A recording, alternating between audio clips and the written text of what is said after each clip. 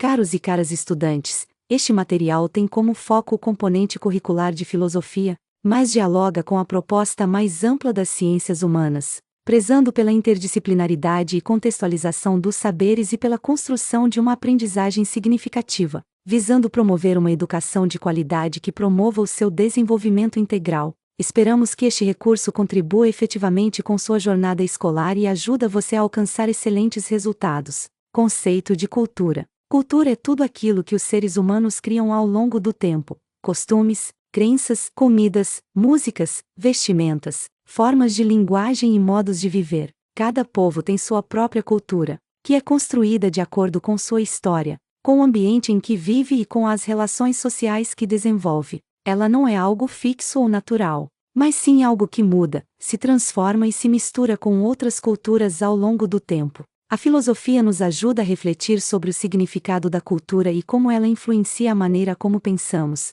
sentimos e agimos. Filósofos como Sócrates, Nietzsche e Foucault pensaram sobre o papel da cultura na formação do ser humano. A filosofia questiona: o que seria do ser humano sem cultura? Até que ponto nossas escolhas são realmente livres? Ou são reflexos da cultura que nos formou? Quando falamos de identidade cultural, estamos falando do sentimento de pertencimento a um grupo. Isso inclui o idioma que falamos, as festas que celebramos, a religião que seguimos, ou não, os valores que aprendemos na família ou na comunidade. Nossa identidade cultural nos ajuda a entender quem somos, mas também deve nos ensinar a respeitar as diferenças dos outros. Estudar cultura pela filosofia é importante porque nos leva a enxergar o mundo com mais empatia e pensamento crítico. Ao perceber que nenhuma cultura é superior à outra, aprendemos a valorizar a diversidade e a combater o preconceito. Assim, formamos cidadãos mais conscientes, capazes de dialogar com o outro e de construir uma sociedade mais justa e plural. Conversando com o texto. Cultura e identidade. Reflexões filosóficas e antropológica. A cultura pode ser entendida como o conjunto de valores, símbolos, crenças e práticas que orientam a vida de um grupo social. Ela está intimamente ligada à noção de identidade, pois é por meio da cultura que os indivíduos constroem um sentimento de pertencimento e definem quem são em relação aos outros. Assim, identidade cultural não é algo fixo ou biológico, mas uma construção histórica e simbólica. A filosofia da cultura busca compreender essa construção, seus fundamentos e seus sentidos ao longo do tempo. Nesse campo, o filósofo Friedrich Nietzsche nos propõe uma abordagem crítica e genealógica da cultura. Em suas obras, ele questiona os valores morais e culturais herdados da tradição ocidental, afirmando que não há fatos, apenas interpretações. Nietzsche, 2000, p. 44. Para ele, a cultura é marcada por disputas de poder, e muitos dos valores que consideramos naturais ou eternos foram, na verdade, historicamente impostos. Nietzsche nos convida a pensar a cultura não como algo puro ou elevado, mas como um campo de conflitos, onde forças e interesses se enfrentam ao longo do tempo. Por outro lado, o antropólogo Clifford Geertz contribui com uma perspectiva interpretativa da cultura, enfatizando seu caráter simbólico. Para ele, a cultura é um sistema de símbolos compartilhados por meio dos quais os seres humanos interpretam o mundo e a si mesmos. Geertz, 1989, p. 15. Em sua visão, entender uma cultura é como ler um texto, exige interpretação, sensibilidade e atenção ao contexto. A cultura, nesse sentido, não é apenas o que vemos ou fazemos, mas os significados que atribuímos às nossas ações, rituais, mitos e narrativas.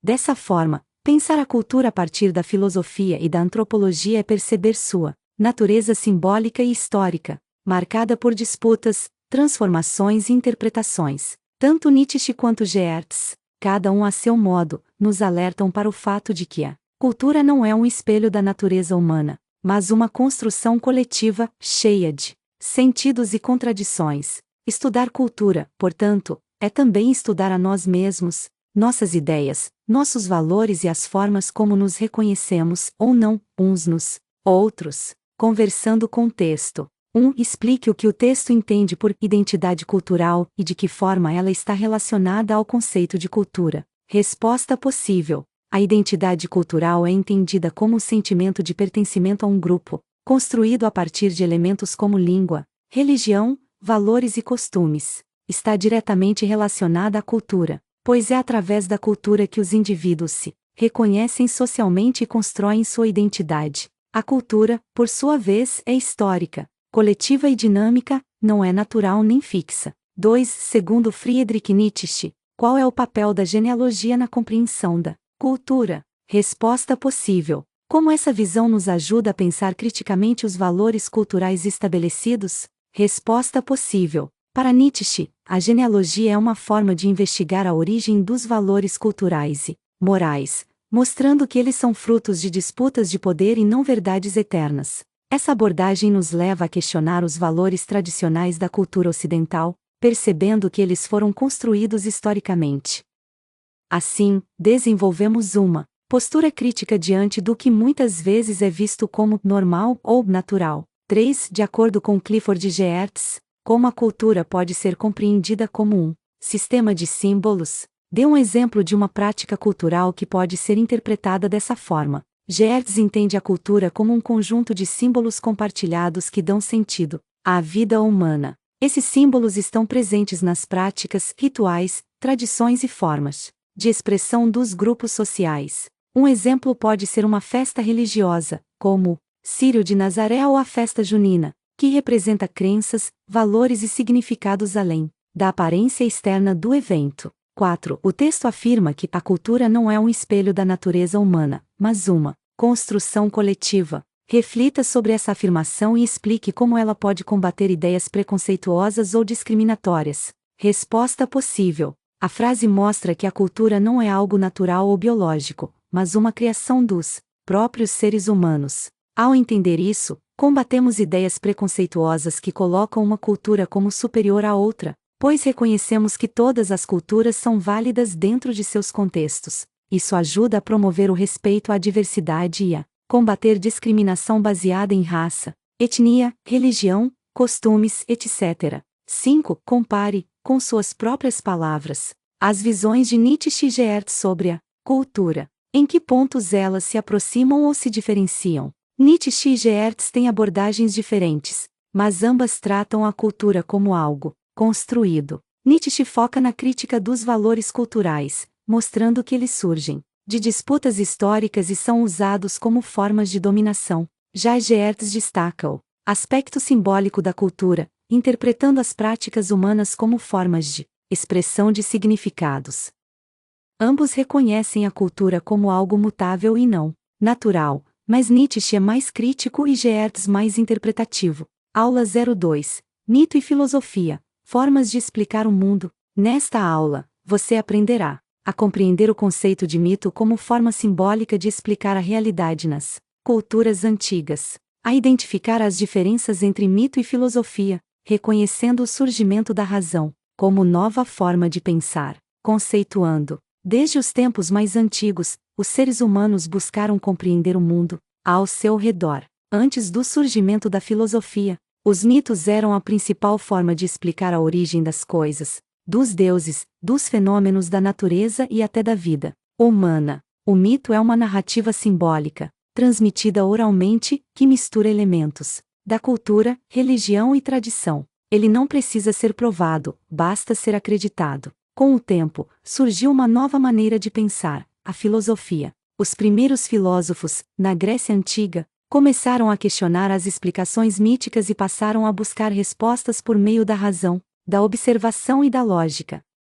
Ao invés de dizer que os raios são lançados por Zeus, eles procuravam compreender os fenômenos da natureza com base em causas naturais. Isso não quer dizer que o mito é inferior à filosofia. Ambos fazem parte da história, do pensamento humano, mas têm formas diferentes de explicar o mundo. O mito usa símbolos e crenças. A filosofia usa argumentos e questionamentos. Pensadores como Platão, Aristóteles e outros filósofos da antiguidade foram fundamentais para essa transição do pensamento mítico ao filosófico. Entender a diferença entre mito e filosofia nos ajuda a perceber como as ideias humanas evoluem e se transformam. Também nos ensina que existem diferentes formas de compreender a realidade, seja por meio da fé, da tradição ou da razão. Conversando com o texto. Mito e filosofia, duas maneiras de compreender o mundo. Desde os tempos mais antigos, a humanidade tenta explicar os mistérios da vida, da natureza e da existência. Antes da ciência e da filosofia, os povos usavam os mitos como forma de entender o mundo. O mito é uma narrativa simbólica, passada de geração em geração, que mistura fantasia, religião e cultura. Ele não precisa ser provado, sua função é explicar o que ainda era desconhecido. Por meio dos mitos, os antigos davam sentido a fenômenos naturais, à criação do mundo, à morte, aos costumes e às relações entre os seres humanos. Cada povo criou seus próprios mitos e personagens. Na mitologia grega, por exemplo, o trovão era explicado como o poder de Zeus, o deus supremo, que lançava raios no alto do Monte Olimpo. O nascimento da primavera era explicado através do mito de Perséfone, filha de Deméter, que descia ao mundo dos mortos e retornava, marcando as estações do ano. Já na mitologia egípcia, o rio Nilo era ligado ao choro da deusa Ísis, e o ciclo da vida e da morte era representado pelo deus Osíris, que morria e renascia. Esses mitos revelam muito mais do que simples histórias, mostram os valores, medos e esperanças desses povos. Com o tempo, surgiu uma nova maneira de pensar: a filosofia. Foi na Grécia Antiga, por volta do século VI a.C., que os primeiros filósofos começaram a questionar essas explicações míticas. Eles buscavam compreender a realidade usando a razão, a observação da natureza e o diálogo crítico. Por exemplo, Tales de Mileto, considerado o primeiro filósofo, afirmou que tudo vinha da água, não por causa de um deus, mas por ser o elemento essencial à vida. Anaximandro e Heráclito também buscaram entender o mundo por meio de princípios naturais, iniciando uma transição do pensamento simbólico para o racional. Mesmo com o surgimento da filosofia, os mitos não desapareceram. Eles continuam presentes nas religiões, nas tradições populares, na literatura, nos filmes e nas expressões culturais. O mito ainda fala ao nosso imaginário, enquanto a filosofia nos provoca a pensar criticamente. Entender essa diferença nos ajuda a perceber que tanto o mito quanto a filosofia são importantes. O primeiro nos conecta com nossas origens e emoções, o segundo nos convida a investigar e refletir sobre a realidade. Compreender essas duas formas de explicar o mundo, uma baseada na crença e na tradição, e outra na razão e no questionamento, é essencial para entender a história do pensamento humano, a diversidade cultural e o desenvolvimento da ciência e da sociedade. Conversando com o texto. Questão de número 1. Qual era a principal função dos mitos nas sociedades antigas? Dê um exemplo citado no texto. Os mitos tinham a função de explicar a origem das coisas, os fenômenos da natureza e os valores das sociedades. Um exemplo citado no texto é Zeus, que representava os raios e trovões na mitologia grega. Questão de número 2.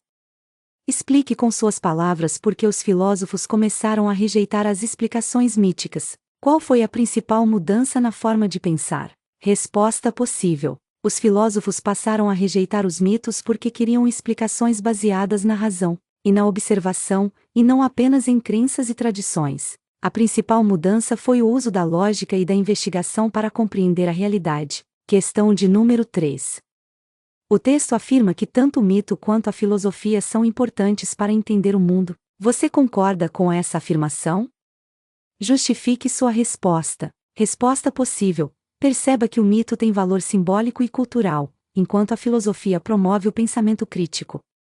Ambas contribuem para o conhecimento humano em diferentes aspectos. 4. Escolha um personagem da mitologia citado no texto, grega ou egípcia, e explique qual fenômeno ou ideia ele representava. Exemplo 1. Perséfone representa o ciclo das estações. Exemplo 2. Osíris representa vida, morte e renascimento. Exemplo 3. Zeus representa o domínio sobre os céus e os fenômenos atmosféricos como os trovões. 5. Com base no texto, compare a forma como Tales de Mileto explicava o mundo com a forma como Zeus explicava o mesmo fenômeno. O que isso nos mostra sobre a transição do pensamento mítico para o filosófico? Tales explicava o mundo dizendo que tudo vinha da água, uma substância natural, enquanto Zeus representava uma explicação mística e sobrenatural, lançando raios. Isso mostra como o pensamento filosófico buscava causas naturais e racionais para os fenômenos.